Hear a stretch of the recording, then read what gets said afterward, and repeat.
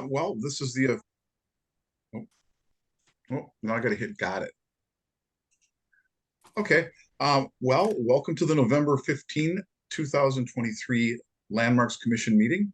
Um, I'm your host, Chair Ron Dean, and I'll be with you for a brief period of time tonight. So anyway, Zoom number A is the Zoom meeting information, which is exactly what I clicked in to get into the meeting. And anybody from outside this organization that wants to click in, it's very simple. You just click on that link and it takes you right to it. So it's very nice. Item B, roll call. Stephanie, looks like we're doing pretty good here. Yes, looks like we're just missing Alder Johnson, and I have not heard from him, so that would be unexcused. Okay. And then you do believe Jason Flatt will be joining us, correct? Supposed to be, but if not, you are stuck with me for the staff reviews, so. Okay. All right. Well then, do we have a motion to approve tonight's, has everybody looked at tonight's agenda? And do we have a motion for approval of tonight's agenda? So moved. Oh, I hear two people say, do we have a second? Second. Paul, was that you? I'm sorry, that moved. Yeah, you put, okay. And then Susan, you seconded. Having a motion and a second, all those in favor, reply by saying aye. Aye. Aye. Are there any nays? Is anyone opposed? Are there any nays out there? Seeing we have no one opposed, the motion carries. Tonight's agenda is approved. Approval of the minutes from the October 18th, 2023 meeting. Do we have a motion to approve those? I'll make that motion. Okay, Second. David. And Paul seconded. Having a motion and a second, all those in favor reply by saying aye. Aye. Any opposed? Is anyone against this? Is there anyone out there that wants to speak up and oppose? Seeing no one, the minutes from the October 18th, 2023 meeting are approved. Well, here's, I guess, where I got to speak very slowly. Now I can't see, I take it back. Never mind, I have it right here. Certificate of Appropriateness 23-66. Consideration with possible action on design review for a new garage located at 625 South Jefferson Street. Stephanie, you must be taking the computer here, huh? Yes, it is my turn. Okay. I'll give you the layman's version of what Jason has provided to you all in your packet. This is 625 South Jefferson right here. If you will notice, there is an existing drive here, and then the back area has a small paved area, and then the rest of this has been previously gravelled. The application is for a garage. The garage is nothing fancy. It's a pretty standard Menards build. Showing here that the concrete pad will be extended, and then the addition of the garage here. Can't see it quite as well here, but it will go right back to that property. There has not been a garage on the site in some time. There's presumed that there may have been one when it was originally built, but this house has a very low amount of integrity within the district. There's been a lot of replacement on this block in particular.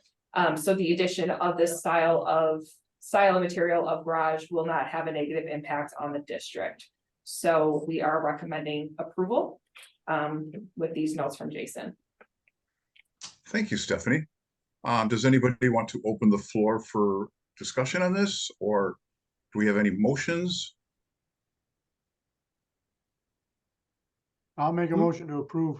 I'll second that. Okay, Paul has made a motion to approve and David has made a motion to second. Okay, second. So all those in favor, I guess, reply by saying aye. Aye. Aye. Anyone opposed? Are there any nays? Once again, is anyone opposed and like to speak up? Seeing that, the motion carries. The recommendation carries as follows. So let's see. I wonder, can't find it. Okay. Item number F, informational staff level COAs. There were two COAs approved at a staff level since our last meeting. Both were for driveways. So 635 South Jefferson is right next to the property we just approved the garage for. Driveway replacement here from a gravel driveway. And this is at 840 South Jackson. This split driveway, which is pretty unique for Astor, was also done same style, same dimension. So we'll be putting that back in as originally designed. And this property, quite a few more COA applications. It has a lot of inspection orders, so we are in the process of doing a pretty large COA application for this property in general. So keep an eye out for that in the coming months. Okay, thank you, Stephanie. Staff updates. So from our last city council meeting, the Herkman appeal for 1137 South Monroe was approved. So he is able to keep the 2 windows with the operable windows versus having to restore the 3 glass black windows. I'm not surprised by this action, just based on some of the council input during the first meeting. However, I am incredibly disappointed. This is not a great look considering we have another appeal from our last meeting for Pat Jury's property on Porlier, 412, 414 Porlier. That's going for the city council on December 5th.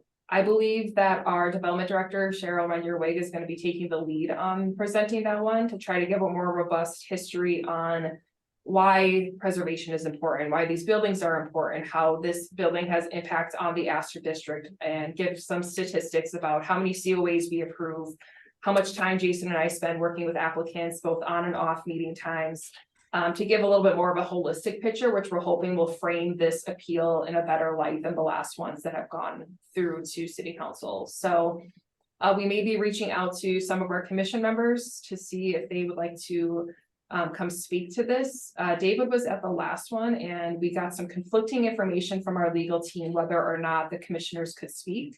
I'm still trying to nail them down on an answer, because in my mind, the answer is yes, they can. Jason and I give the staff recommendations, but you are the approving body.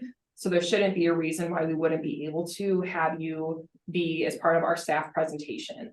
The quasi. Stephanie, if I could elaborate just on that little bit. In fact, during the discussion, Alder Scannell specifically said, is there a commissioner that we could hear from?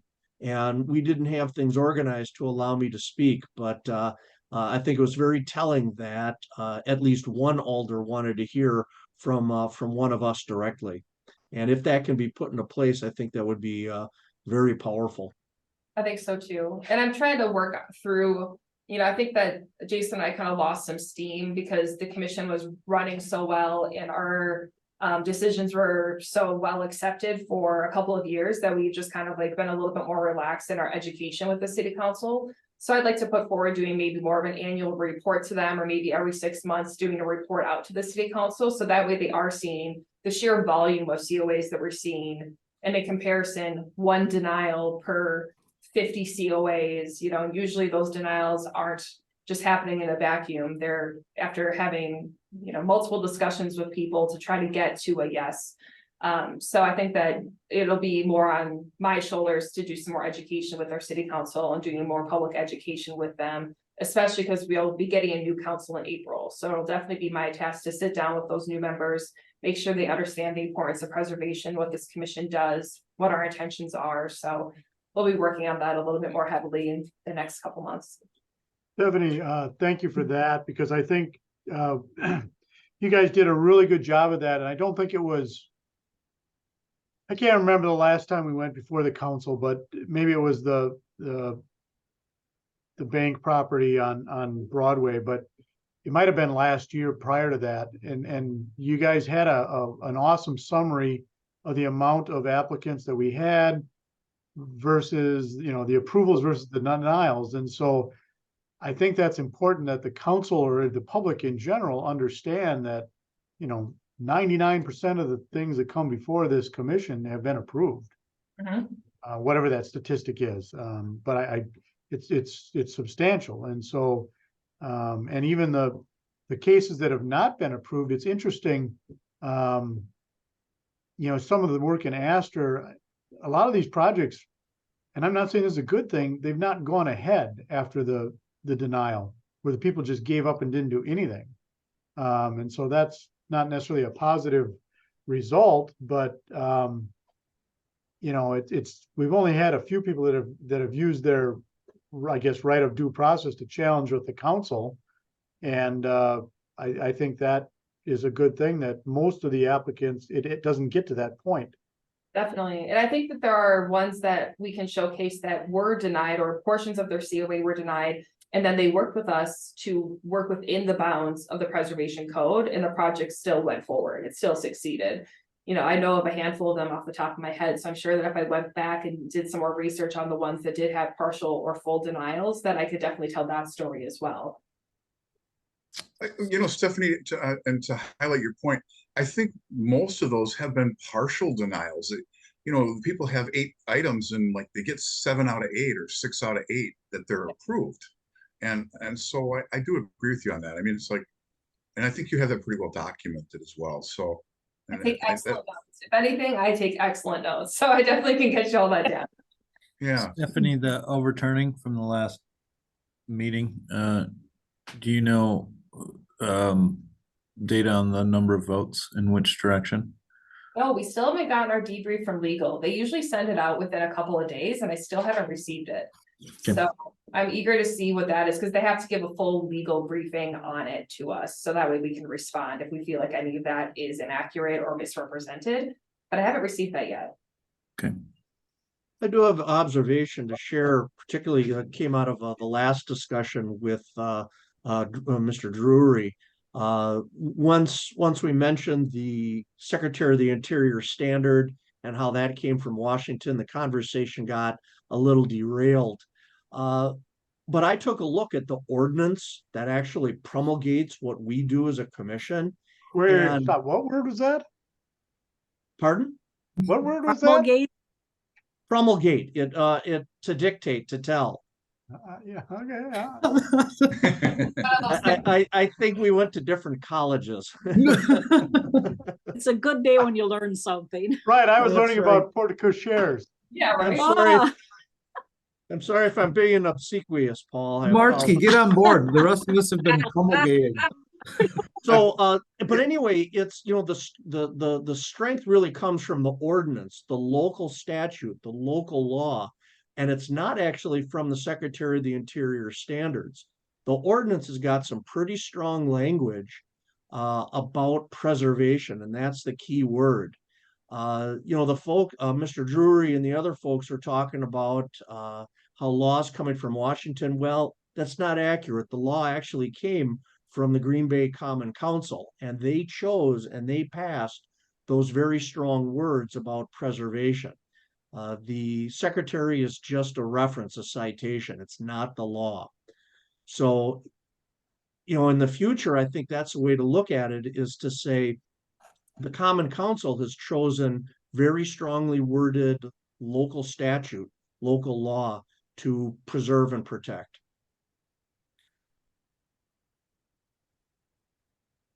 Ron, you're muted. I see that. I I said, thank you for that, David. Oh. That was very well put. I think that's all for a staff update. We are supposed to have our public meeting for the final phase of the intensive resources survey update at our December meeting. But I kind of wanted like a show of hands. If anyone knows that they're not going to be around, since it's on the 20th, which is very close to the holiday season.